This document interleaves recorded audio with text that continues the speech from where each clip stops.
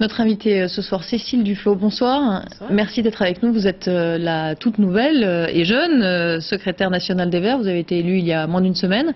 Oui. Vous avez, passé la nuit de lundi à mardi dans une tente du canal Saint-Martin à Paris. Vous souhaitez, dites-vous, que l'on montre ce que l'on ne voit jamais. Qu'est-ce que vous voulez dire ? Ce que je veux dire, c'est que c'est un sujet dont on parle d'ailleurs plus souvent en hiver. Pourquoi en hiver ? Parce qu'il y a des gens qui meurent. Simplement de froid, mais que c'est un sujet qui doit nous occuper toute l'année et que c'est un vrai scandale dans un pays comme la France d'imaginer qu'il y a des gens qui sont aujourd'hui dans l'incapacité de pouvoir se loger dans des conditions dignes. Pour vous qui vous êtes penché sur le dossier, quand Madame Vautrin dit il y a aujourd'hui 450 places disponibles à Paris et alentour, c'est un chiffre qui vous semble suffisant, pas suffisant ? C'est très difficile d'évaluer la pertinence du chiffre parce que on sait aussi que on met un peu tout dans le même sac et que la question c'est pas seulement de trouver un endroit vaguement chauffé dans lequel on peut créer des dortoirs. Ce qui est important, c'est d'avoir des conditions de vie, surtout, je le disais, dans un pays comme le nôtre, qui soient des conditions de vie supportables et durables, parce que on ne résout pas le problème des SDF uniquement au moment les plus froids de l'année et puis le reste de l'année on s'en lave les mains. Donc nous, ce qu'on souhaite, c'est que soient mis en place des solutions d'hébergement durables et digne et qui s'intéresse aussi aux autres problèmes que rencontrent les SDF, qui ne sont pas seulement les problèmes du logement. Et puis l'autre aspect, c'est qu'on sait aussi, et c'est le cas de plus en plus, que beaucoup de gens dorment dans la rue ou n'ont pas de domicile alors qu'ils travaillent par exemple. Donc il y a deux problèmes à traiter. Alors Cécile Duflot, vous restez avec nous parce qu'on va reparler un peu plus tard de politique et de la campagne chez les Verts. Mais d'abord on va se demander quel rôle Dominique de Villepin a joué dans l'affaire Clearstream. C'est précisément cette question que vont essayer de répondre les juges qui sont en charge de ce dossier. Le Premier ministre sera entendu demain comme simple témoin, ce qui signifie qu'à ce stade, aucune charge n'est retenue contre lui. Stéphane Grand, Philippe Lagone. Une visite de crèche, c'était hier. Au milieu des bambins, Dominique de Villepin, souriant, ne laisse rien paraître avant son audition devant les juges. Je suis heureux de pouvoir apporter mon témoignage dans un dossier où beaucoup de mensonges et beaucoup de calomnies ont été portés et dont je dois dire que j'ai eu à souffrir au fil des dernières années. Cette audition comme simple témoin qui aura lieu ici au pôle financier n'est pas sans risque pour le Premier ministre. À ce stade de l'instruction, les juges Jean-Marie Duy et Henri Pons ont prononcé 4 mises en examen. Florian Bourges, accusé d'avoir dérobé les fichiers à la holding luxembourgeoise Clearstream. Denis Robert, ici à ses côtés, journaliste et écrivain qui les a eus en main. Mais surtout Imad Laoud, informaticien qui aurait fabriqué les faux listings, y ajoutant les noms de personnalités du monde de l'économie, du spectacle, de la politique, dont celui de Nicolas Sarkozy. Enfin, Jean-Louis Gergorin, le Corbeau, proche du Premier ministre, aurait envoyé les faux listings chez les juges. Reste à trouver le ou les commanditaires, qui a donné l'ordre de rajouter des noms dans le listing. Les juges ont entendu des dizaines de personnes, dont Jean-Pierre Raffarin et Michel Alliot-Marie.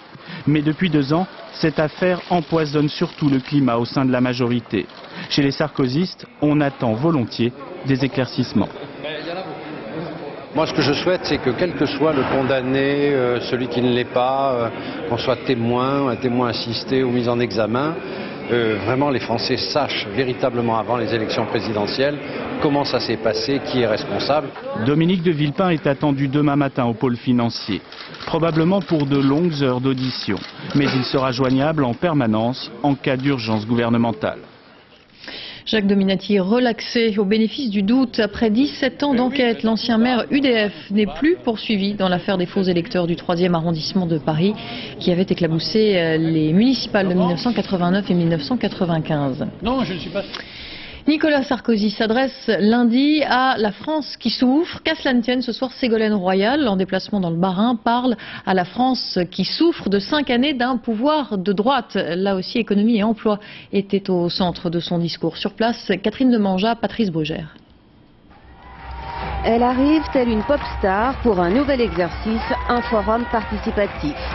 La mise en scène façon émission de télé doit faciliter le débat avec la salle. Thème de la soirée, l'emploi. Et c'est l'occasion pour Ségolène Royal de répondre à Nicolas Sarkozy qui s'est longuement adressé il y a 2 jours dans les Ardennes à la France qui souffre.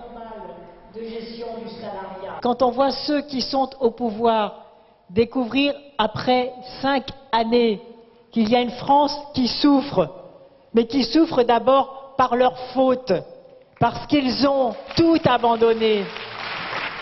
Est-ce qu'il y a dans la salle éventuellement, immédiatement, des questions? Et les questions s'enchaînent, précarité, licenciement, retraite, tout y passe. Qu'est-ce que comptent faire les politiques et dont le PS pour augmenter le pouvoir d'achat dans ce pays? Après une bonne heure d'échange, Ségolène Royal décline toute une batterie de mesures en faveur de l'emploi.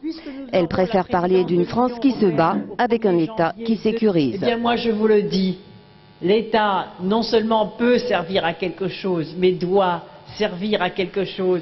Et la puissance publique doit assumer ses responsabilités. Il n'y a pas de fatalité. La formule du débat participatif n'en est qu'à ses débuts. Le prochain aura lieu en janvier, cette fois sur le thème du logement. Le retour de l'ex-lieutenant 8 ans après son divorce avec le Front National, Bruno Maigret se rallie à Jean-Marie Le Pen. Les contours de cette amitié politique retrouvée restent encore à préciser pour le moment. Alors Cécile Duflot est toujours avec nous. Je rappelle que vous êtes la toute nouvellement élue secrétaire nationale des Verts. Alors puisqu'on parle de politique justement, où sont les Verts dans cette campagne? On a du mal à vous entendre, je dirais, alors que l'environnement est au cœur de tous les programmes pratiquement des autres candidats. On a du mal à nous entendre ou on ne nous écoute pas suffisamment. Je ne sais pas tellement dans quel sens il faut prendre la question. L'environnement n'est pas forcément au cœur du programme de tous les candidats. Il y a des gens qui ont une tendance facile à donner un petit coup de peinture verte et à penser que ça fera oublier tout ce qu'ils n'ont pas fait depuis des années. Qui par exemple ?